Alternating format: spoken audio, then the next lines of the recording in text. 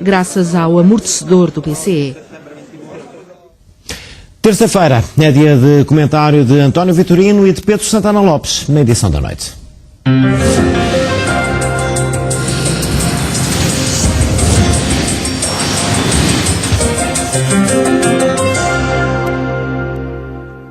Muito boa noite a ambos. A Grécia a dominar a atualidade. Dr. António Vitorino, os ideais deste novo governo grego são compatíveis com as regras da União Europeia? É o que iremos descobrir, e vai ser, aliás, um braço de ferro inevitável, porque as posições de partida das duas partes estão bastante diferentes. Isto é, o governo grego tem um grande traço de união, marcado pelo resultado eleitoral, que é contra a Troika marchar, e, portanto, exigir como ponto de partida renegociação da dívida, e essa não é, obviamente, a posição dos parceiros europeus. E, portanto, partem tão distantes uns dos outros que, numa negociação, normalmente tenta-se encontrar um ponto a meio caminho, ou alguns a meio caminho. Mas o meio caminho está distante. Nesse caso, o meio caminho leva muito, certo, e alguém vai ter que andar mais do que o outro.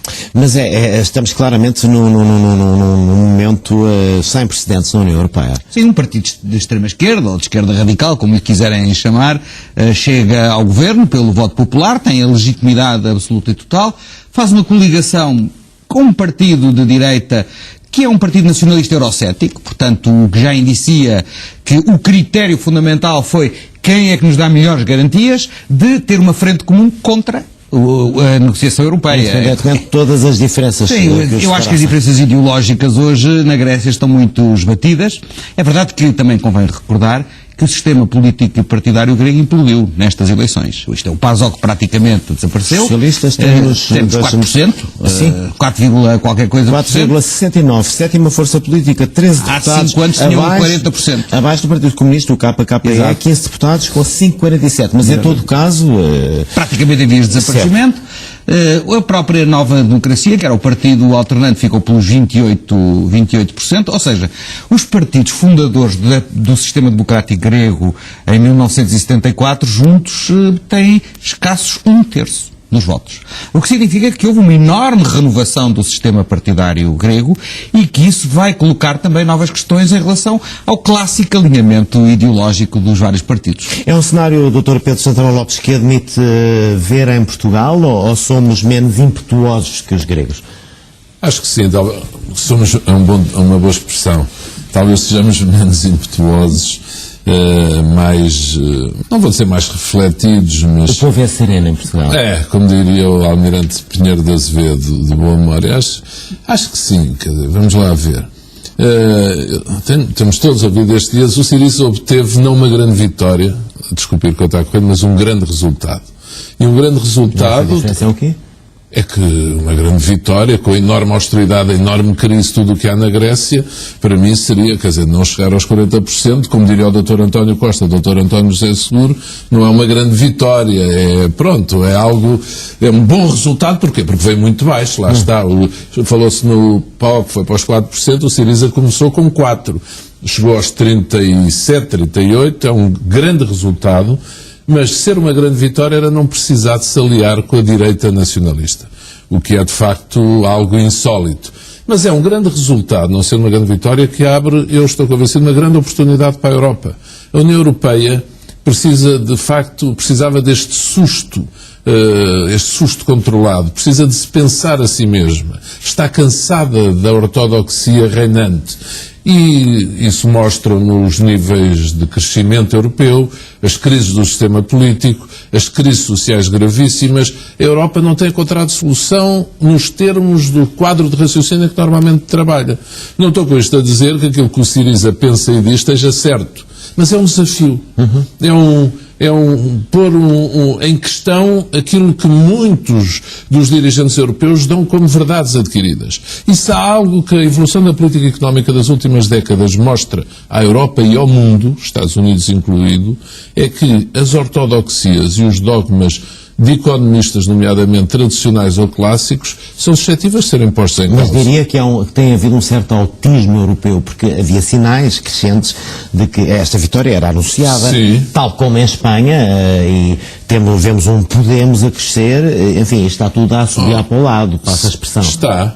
E a realidade vem aí. Permita-me, Sr. António Vitorino também não leva a mal que eu diga que há, apesar de tudo, uma diferença entre a Nova Democracia e o Partido Socialista Grego. Porquê? A Nova Democracia esteve no governo nestes anos em condições muito difíceis. Agora, antes tinham estado os socialistas no poder, também numa altura difícil. Mas a Nova Democracia resiste com 28%, o que eu considero que, apesar de tudo, não é um resultado desastroso, ou 26% ou 28%. Vou à minha cábula. Não é um resultado. 27,81. 27,81, praticamente 28. Sim. Não é um resultado desastroso. Veja, é completamente diferente dos 4%. E por isso, há questões. Eu vou-lhe dar o exemplo de outra questão que se continua a colocar. Nós fomos para eleições na Grécia que não se conseguiu eleger o presidente no Parlamento. São precisos 2/3. Como é que o Syriza agora vai conseguir os 2/3 no Parlamento com estes sinais de ruptura com a Nova Democracia? Se fizer as contas, é difícil reunir os 200 votos. Pondo de fora o partido da Aurora da extrema-direita. Essa extrema-direita que estão no governo é direita, mas não tanto extrema-direita, direita eurocética. A extrema-direita é esse outro partido. É evidente que o ambiente que existe, se ele formou o governo em meia hora, poderá encontrar uma solução para Presidente da República em 2 horas. Mas os espectros da crise ou da instabilidade não estão afastados de todos. Estamos no momento da euforia. Mas, para além da euforia, o António Vitorino avisou, e acho que ele tem razão, há um enorme caminho entre as posições dos dois lados, mas já houve alguns sinais encorajadores. Eu acho que a formação do governo dá sinais de inteligência. Foi buscar universitários respeitados, o Ministro das Finanças, mas também o Ministro da Economia, Statakis, o Vice-Primeiro-Ministro Dragazakis, são homens por quem passarão as negociações todas com com Bruxelas e também com a Troika. São quadros respeitados. E Tsipras está a dar sinais de inteligência nos primeiros momentos. Bem, agora estas medidas que ele tinha prometido, vai ter que cumprir algumas, mas lembre-se, não querendo comparar. A propósito ainda da Nova Democracia, eu acho que quem falhou muito também foram as outras alternativas de esquerda. Na Grécia, o Syriza emerge dentro da esquerda com uma grande força. Quando à direita, eu diria 28%, ou com os eurocéticos 39%, não é tão mau como isso. Mas eu ia relembrar outro exemplo na Europa, que entrou cheio de força contra a senhora Merkel, o presidente Hollande, e depois o que aconteceu. Não é igual, não vai ser igual. Sim, mas havia uma imensa expectativa em França quando foi eleito o socialista. A esquerda europeia estava toda crente naquilo que o Sr. Hollande ia fazer para marcar a diferença. E afinal, eu não estou a dizer que vai ser o mesmo, mas o novo Ministro das Finanças, Varoufakis, já disse numa rádio irlandesa: eu não vou tomar nenhuma medida na Grécia, seja boa para os contribuintes gregos e sejam más para o contribuinte irlandês ou estoniano, ou seja o que for. Bem, são wishful thinkings, mas eu penso que a Europa deve olhar o que se passou com tolerância, com pragmatismo, transformar. A Europa tem dado imensas lições de momentos difíceis, encontrar a boa solução para transformar também a dificuldade em esperança. Acredito que isso possa acontecer. E nenhum de nós quer que a Grécia nem saia do euro, muito menos da União Europeia, está fora de questão. Eu estou convencido que se vão encontrar caminhos para isso. Vai ser árduo, vai ser difícil. Para isso vai ter que haver cedências, Dr. Vitorino. Até onde é que poderão ir as cedências da União Europeia? Há margem para ceder, para renegociar a dívida? Margem há. Vamos lá ver. Deixe-me só dizer uma coisa sobre o PASOK. É evidente que o PASOK morreu em 2 etapas. Nas últimas teve 40% há 4 anos, há 3 anos teve 9% e agora desceu para 4%. E agora foi funeral, não é? Agora foi a certidão de óbito, digamos assim. Obviamente que não é o mesmo que ter 28%. Não queria que ficasse essa ideia. O problema é que a Nova Democracia era um partido alternante e manifestamente foi desautorizado por este voto em que ficou quase a 10% de protesto. Quase a 10% do partido ganhador. Sobre a questão da margem de negociação, repare, há margem de negociação dentro dos limites das regras europeias. Isso quer dizer o quê? Quer dizer, por exemplo, nova revisão das maturidades dos empréstimos, do prazo dos empréstimos. Talvez muita gente não tenha consciência de que alguns dos empréstimos à Grécia já têm maturidades de 30 e 40 anos. Já foram estruturados. Portanto, já houve um haircut, assim, um abatimento à dívida pelos privados. Hoje quase 80% da dívida é detida pelas organizações internacionais, o Fundo Monetário Internacional, o Mecanismo Europeu de Estabilidade e o Banco Central Europeu e os bancos centrais dos outros Estados-membros da União Europeia. Há margem para rever ainda a taxa de juros aplicável a alguns desses empréstimos. Agora, pragmaticamente, essa margem pode-se traduzir num ganho de serviço da dívida, que é o que interessa a um governo. É saber qual é a disponibilidade que tem para utilizar a margem de liberdade para investir e fazer políticas sociais. 0,5%. 1% do PIB grego, no máximo. Ora, o programa do Syriza, no mínimo, comporta um aumento de despesa na ordem dos 6% a 7%. Estamos a falar de aumento de salário mínimo, de serviço de saúde absolutamente gratuito, enfim, uma série... Grego, no máximo.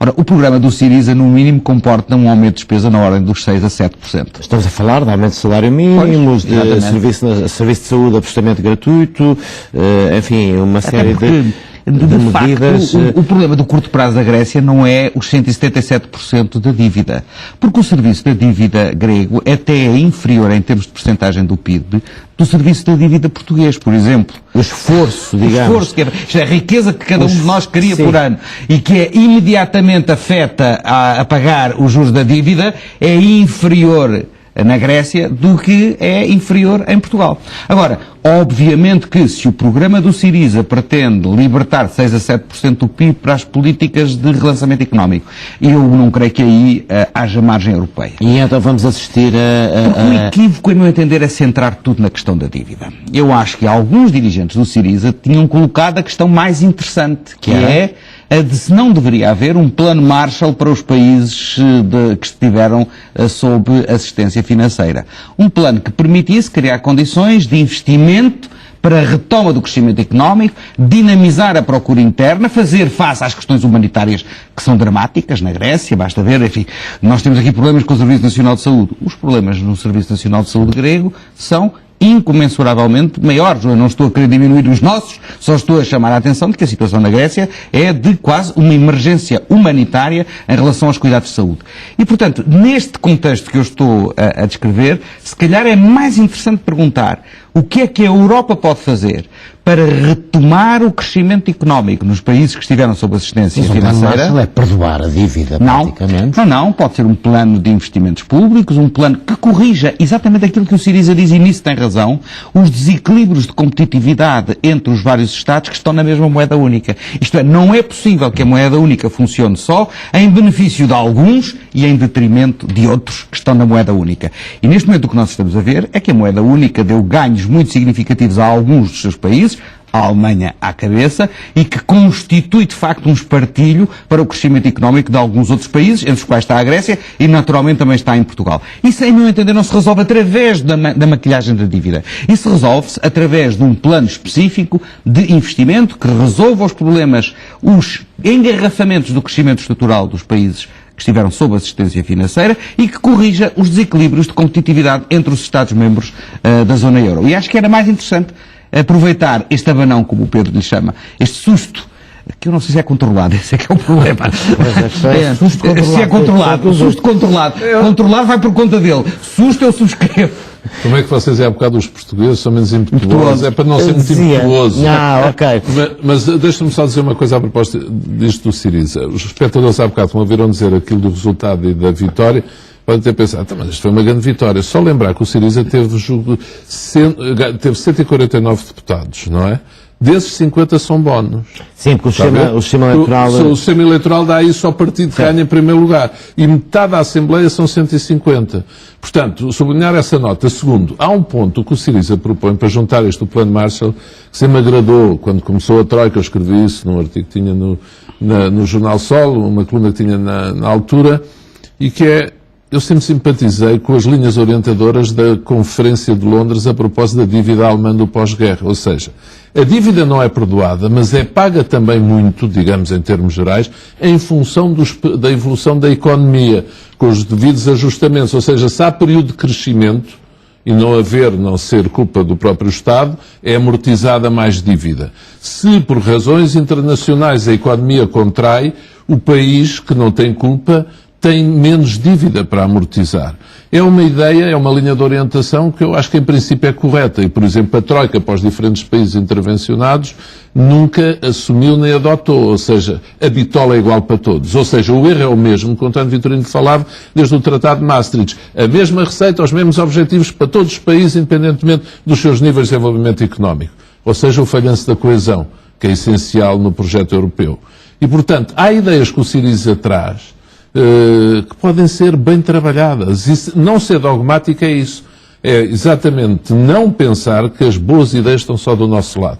E que os outros, mesmo para os objetivos que nós queremos, para um bom projeto europeu, mesmo sendo do lado político oposto ao nosso, podem ter boas ideias que devem ser aproveitadas no bem comum. É que estas eleições são, enfim, o primeiro sintoma de um falhanço do projeto de construção europeia. São, e os sinais de outros, os Podemos, a senhora Le Pen, enfim, e Portugal menos impetuoso, como o Augusto dizia, mas os sinais há aí vários, para não falar do euroceticismo no Reino Unido, de forças políticas já relevantes, portanto os sinais estão um pouco por todo o lado. E é difícil, apesar da pouca impetuosidade, é difícil acreditar que não haverá reflexo disto mesmo em Portugal. Já lá vamos. Agora queria-me ficar pela Europa e perguntar-lhe também, António Vitorino. Eu acho que a Europa tem de facto as costas largas e parte... Tem ou acha que tem? Não, tem as costas largas e parte do problema é imputável às políticas de austeridade que foram completamente insensíveis às consequências sociais que mais cedo ou mais tarde haveriam de ter um reflexo político. Agora, é bom também não esquecer o que é específico da Grécia. A Grécia tinha um sistema político-partidário profundamente degradado. E o grau de desconfiança dos gregos em relação ao seu sistema político era já ele muito elevado, mesmo sem qualquer ajuda da Europa. Na Grécia, não pagar impostos é a regra. Pagar é a exceção. Na Grécia há uma pouca cultura do Estado de Direito democrático. É um Estado de castas. Sabe que uma das coisas que em Bruxelas me costumam dizer sobre a Grécia é que a vitória do Syriza pode ser uma grande confusão. Mas em algumas áreas das chamadas reformas estruturais há uma grande expectativa positiva em Bruxelas em relação Há quem esteja a aplaudir. Exatamente. Dizendo, olha, por exemplo, na reforma fiscal... na luta contra a fuga e a evasão fiscal, na obrigatoriedade das grandes fortunas pagarem impostos na Grécia, que o governo anterior da Nova Democracia arrastou completamente os pés, e em todas as avaliações da Troika havia relatórios extremamente críticos à maneira como a Grécia estava a aplicar os seus compromissos, e a expectativa que existe em Bruxelas é de que o Syriza, que não depende dessas castas, não está enfeudada a esses interesses constituídos, será muito mais diligente na aplicação, pelo menos dessa parte das reformas estruturais, do que o governo anterior. E essa expectativa é Bruxelas diz respeito apenas à Grécia ou à Europa no seu todo? E agora começamos a puxar a coisa para Portugal. Não, sim. Mas não, a situação portuguesa é completamente diferente da situação grega neste momento. Mas o que é que temos a aprender com o que se está a passar na Grécia e na relação da Grécia com Bruxelas, assim dito? Há que compreender que recolocar o país na senda do crescimento económico exige a mobilização das pessoas e não uma lógica punitiva. E esse discurso de que é preciso sofrer porque fomos desregrados já deu o que tinha a dar. Morreu. Não vale a pena persistir nele. Agora é preciso criar horizontes de esperança. E esses horizontes de esperança têm que ser realistas, não podem ser irrealistas, porque se forem irrealistas, eu acho que as pessoas hoje estão tão causticadas que são muito mais severas no escrutínio que fazem das propostas que lhes são apresentadas. E nesse sentido, o voto do desespero nunca é um bom voto, mas quem quiser governar os outros países, sobretudo como Portugal ou como Espanha, terá que fazer o trabalho de casa e apresentar propostas credíveis. Dr. Pedro Santana Lopes, o que é que Portugal tem a aprender com isto? Olha, aprender que não pode perder tempo, aprender que não pode perder oportunidades mais, aprender que tem que aproveitar muito bem esta oportunidade do efeito bazuca, das medidas do Banco Central Europeu, conjugadas com o pacote Juncker, conjugadas com a primeira fase agora do novo quadro de fundos estruturais e, portanto, apontar ao crescimento e à criação de emprego, ao investimento e à criação de emprego. Quer dizer, perceber que políticas que admitam a insensibilidade social, como dizia António Vitorino, estou inteiramente de acordo aí, estão condenadas a uma resposta firme por parte da população. E os partidos que não pensem apresentar propostas agora para eleições dizendo, pois, tem razão estes que dizem que a insensibilidade tem que ser posta de lado. Ou seja, ninguém pode fugir da sua própria cara e do seu próprio rosto. As pessoas têm que ser iguais a si próprias. Mas não lhes fica mal demonstrarem que aprendem com a evolução dos tempos. Aquilo que tem sido dito, houve pessoas que agora admitem estas medidas do BCE e que aqui há tempos não admitiam, nomeadamente setores da coligação do governo, tem de explicar bem essa evolução. Evolução que não foi só deles, foi dos dirigentes da União Europeia toda. Eleições legislativas com um esvaziamento do centrão, como assistimos agora na Grécia? Não creio. Em Portugal não creio. É curioso porque em Espanha está mais próximo disso acontecer e, curiosamente, e talvez também o maior prejudicado ser o Partido Socialista Operário Espanhol com o Podemos. O que não é tão estranho, porque estes setores mais, digamos, contestatários vêm mais da esquerda normalmente. Em França vêm mais da direita. A senhora Le Pen bateu palmas, como sabe, à vitória do Syriza. Portanto, nós não vamos levar isto como aliar ao Syriza. Não vamos levar como ofensa para o Syriza, ou seja o que for. É sinal de que a Europa está, de facto, em convulsão. Mas em convulsão que pode ser positiva. Está a questionar-se a si própria. Onde é que vai parar? Os ventos do Além-Pirineus demoram normalmente mais tempo a chegar aqui, a Portugal. Por isso eu estou convencido que é onde chegar. Para não chegarem os partidos os partidos da governação normalmente, sim, principalmente os dois maiores, sim, os dois maiores têm que ter, olha, para já, uma regra elementar, não irem para a campanha eleitoral tocar música para os portugueses. Quer dizer? Quer dizer, falar em coisas não podem ser cumpridas. Isso é absolutamente impossível. E no seu pacote de medidas realistas que apresentem, a componente social, se não estiver fortemente presente, eu ainda este fim de semana andei ali pelas regiões da Serra da Estrela, Santa Maria, setores da coligação, que dizem que não perdoam alguma surdez perante a evolução da realidade do país. Não vale a pena não fazer cada um estar a fazer discurso politicamente alinhado. É não prometer nada e entrar numa espécie de silêncio? Não. Acho que há promessas, no bom sentido, ou seja, propostas que podem ser apresentadas se os trabalhos forem bem feitos. Nós vamos ter uma injeção de fundos. Portugal, descontando aquilo que está no Banco Central Europeu, este efeito das medidas do BCE vão ter alguns milhares de milhões de euros para Portugal. Isto representa, ao todo, não para Portugal, 60 mil milhões de euros por mês de compra de ativos nesta zona a que pertencemos. E, portanto, Portugal vai ter algum benefício. Fala-se em 8 mil milhões de euros ao todo para já. Agora, todo este dinheiro, a questão é como chegar à economia. E aqui, de facto, o setor social e o setor das instituições para a solidariedade social podem ter também um bom papel. A questão é, há muito dinheiro que vem do BCE. Como é que isso vai refletir no final do mês na folha de vencimento das pessoas? Ou vai ficar só nos especuladores? Ou vai ficar só no imobiliário? Ou vai ficar só naqueles que jogam no mercado financeiro? O mercado imobiliário, ainda bem, desde que não haja exagero, está com um boom quase igual ao antes da crise. E a questão é que este dinheiro tem que chegar à economia real. Este é o grande desafio dos governos, se querem aprender como pergunta, é como fazer chegar toda esta injeção financeira à dinamização do tecido económico verdadeiro e não ficar cá em cima onde nunca chega à vida das pessoas. Centrando na Grécia, Dr. António Vitorino, o Primeiro-Ministro disse que estávamos perante um conto de crianças. Subscreve esta afirmação? Bom, o Primeiro-Ministro tem de vez em quando umas expressões curiosas. Essa eu qualificaria de bizarra. Não, vamos ver, o que ele quis dizer nós todos percebemos. Do conto, se for a carochinha, eles já casaram, não é? Com o partido. Mas o João Ratão caiu no caldeirão. Não, vamos ver.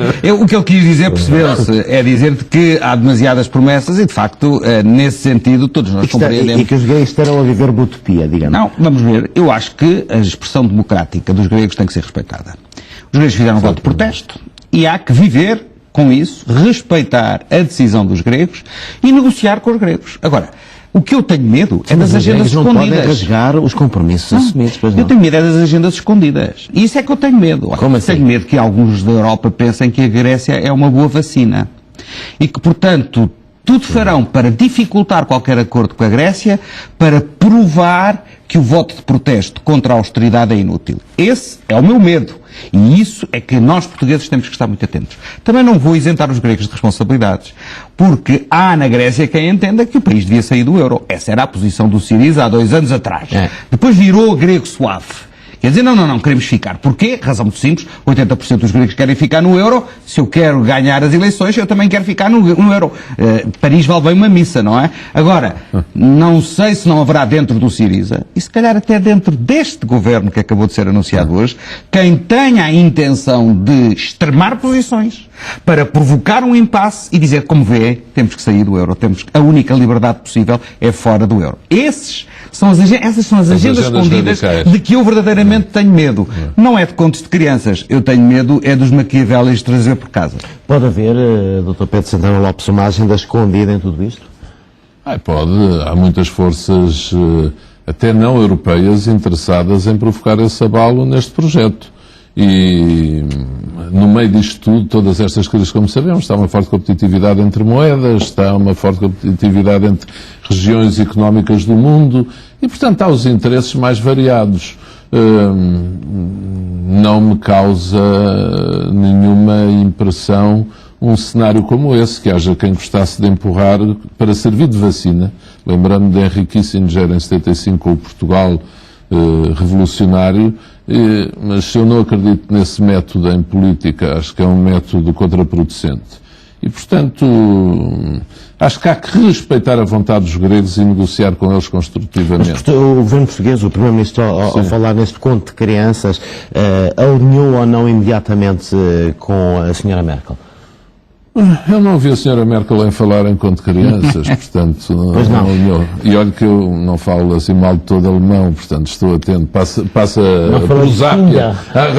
Exatamente. Gachista. Portanto, mas enfim, é a linha do Primeiro-Ministro. Lá está. Que seja igual a ele próprio. Aquilo que eu dizia há pouco, isto surpreenderá muito nele? Eu acho que não. Pronto, vamos ter eleições para o ano, vamos ver o que é que os portugueses respeitam mais. Eu acho que ele deve detestar o que houve do líder do Syriza, em absoluto. Agora, uma coisa é detestarmos por diferenças, outra é a capacidade de ser tolerante.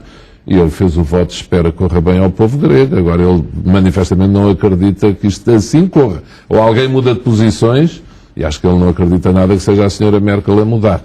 Mas atenção. Já muita coisa mudou na Alemanha, nos juízes do Tribunal Constitucional, nos questões do Banco Central Europeu, mesmo no governo alemão, desde há uns meses também. Não foi só o Syriza que mudou. Não mudaram tanto, mas já mudaram alguma coisa. Agora gostaria de sair da Grécia e vir diretamente para Portugal. Há 15 dias que andamos aqui a falar sim, mas hoje não sou eu. De presidenciais. É sempre você. Como não estava na semana passada, o Dr. António Vitorino, depois disso aconteceram várias coisas.